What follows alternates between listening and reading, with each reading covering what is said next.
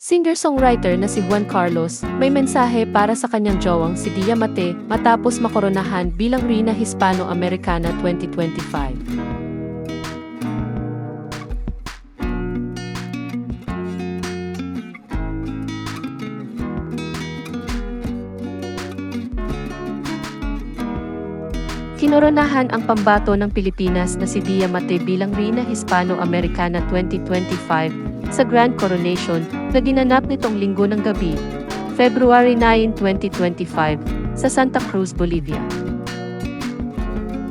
Kaya naman tuwang-tuwa at feeling proud ang singer-songwriter na si Juan Carlos sa pagkapanalo ng jowa niya sa naturang beauty pageant. Kamakailan lang ay ipinost ni Juan Carlos sa Instagram stories ang litrato ni Dia at may maikling mensahe siya para sa kanyang jowa. Ang nakalagay sa caption ng kanyang post ay, "Congratulations, baby."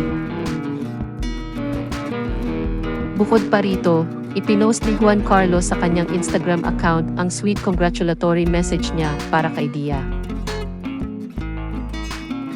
Kalakip ang mga litrato nilang dalawa. Sinabi ni Juan Carlos na nagsumikap ng husto ang kanyang jowa upang makarating ito sa kung nasaan siya ngayon. Ayon pa sa kanya, napaharap si Dia sa napakaraming hamon. Nagtiis ng hindi mabilang na mga gabing walang tulog at naglaan din ng walang katapusang oras sa pagsasanay nito. Dagdag pa niya, proud ang mga tao kay Dia dahil nirepresent nito ang bansang Pilipinas sa international stage. Sa dulong bahagi ng kanyang mensahe ay inihayag niya ang pagmamahal niya para sa kanyang jowa.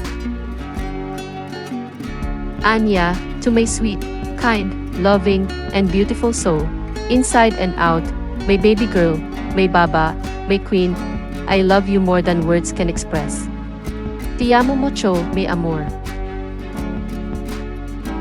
Si Dia Mate ang ikalawang Filipina na nagwagi sa Latina-based international beauty pageant na nagsimula noong 1991.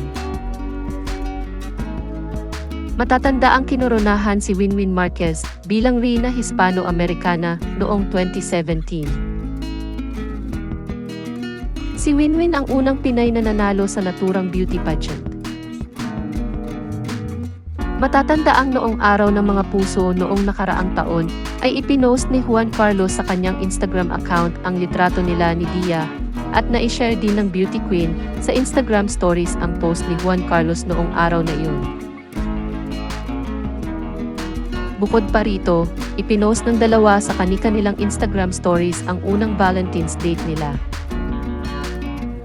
Ilang araw bago sumabak sa Reyna Hispano-Americana 2025 pageant, si Dia Mate ay nag-post muna siya ng kanyang birthday message para sa kanyang jowa na tinawag pa niyang greatest love.